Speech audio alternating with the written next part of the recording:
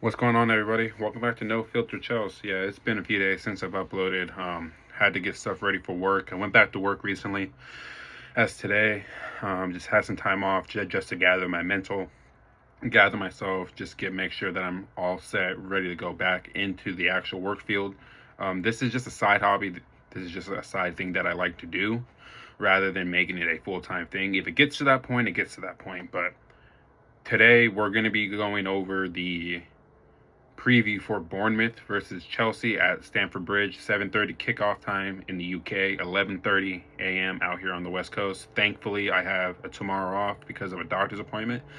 But we're going to go ahead and get started with what we need to see tomorrow and why we need to pick up 3 points and why a win against Bournemouth at home should honestly be the preparation for the game on Sunday when we go to the Etihad to play Manchester City, which is going to be an incredibly tough game. But we're going to be talking about Bournemouth versus Chelsea first. And with that being said, if you like these videos, you like talking about soccer, anything like that, drop a like, subscribe, bell notifications, turn those on as well. I'm going to be trying to upload, fitting it in with my work schedule.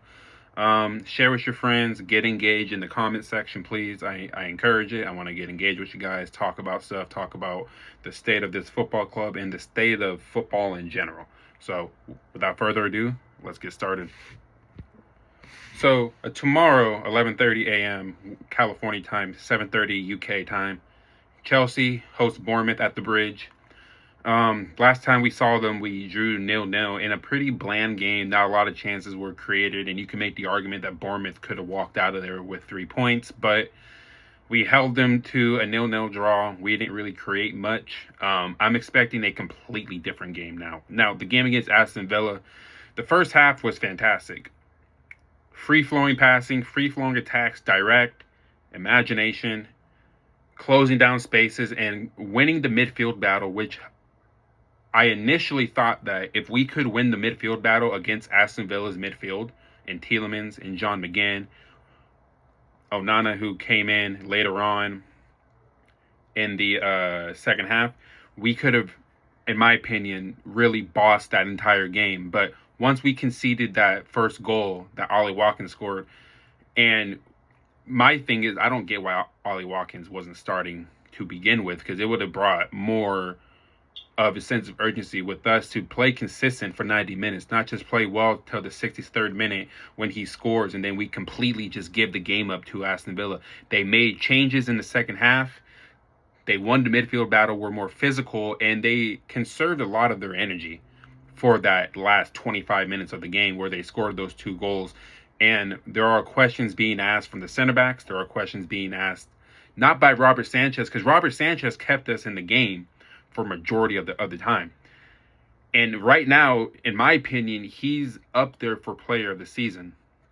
But he kept it at 1-1. At 2-1, I mean, we can't keep asking this guy to make spectacular save after spectacular save after fantastic save. When we concede goals, it's mental mistakes. It's a bad pass into like the middle of the field. It's a wayward pass back to Robert Sanchez, and then he has to either blast it out, or this season he's not making as many mistakes, but he's not too sure on what to do with the ball once he gets it back from his center back, who is under pressure. My thing is, you clear that ball regardless of what is going on there, because playing out from the back against a team that is generally good at counter pressing like Aston Villa, you have to clear the ball out so then we can get the players up and make them drop back into their defensive half. What I'm expecting tomorrow from this Bournemouth game is the same starting 11, probably barring we put in Esteval in there instead of like a Pedro Neto, just for this game, because I feel like Pedro Neto should be saved for Manchester City in their style of game and what we're going to be doing, predominantly being on the counter. I'd rather have a Pedro Neto in there for the game on Sunday than in there tomorrow. So if we go into my starting lineup, and this is not going to be a long video, my starting lineup tomorrow, it's not going to be shown on screen, but it should be Robert Sanchez in goal, Marc Cucurella on the left, Trevor Chalobah at left center back, Wesley Fofana gets reinserted at right center back. Reece James, right back. Enzo Caicedo in midfield. Allow Reece James to tuck in to have Enzo push up even more. On the left, I want Garnacho. At the 10, this is where I want to see something different here. And I've been thinking about this a lot lately. Esteval in the 10, Cole Palmer off the right. I believe that if you put Cole Palmer off the right-hand side, it allows him to cut into the space where it will be vacated, allowing Esteval to actually operate and interchange with him. I think those two need to be playing tomorrow, no matter what, together. If Chelsea want 3 points tomorrow, those two players need to be playing. Esteval on the 10, Cole Palmer off the right, allow them to interchange. But I don't want to see Palmer in the middle of the pitch because he's being covered, he's being blocked off, and the spaces that he's usually picking up, he's not able to get into those half spaces and create anything out of it.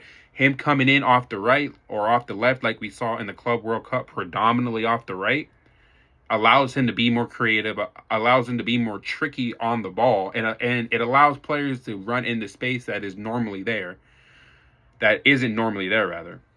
So I got Robert Sanchez, Cucurella, Chalobah, Fofana, Reece James, Enzo Caicedo, Garnacho, Esteban on the 10, Palmer off the right, and João Pedro up front. That's what I'm looking for tomorrow. Bournemouth will bring the intensity. They always play well against us. No matter where we play them at, they generally give us a tough game.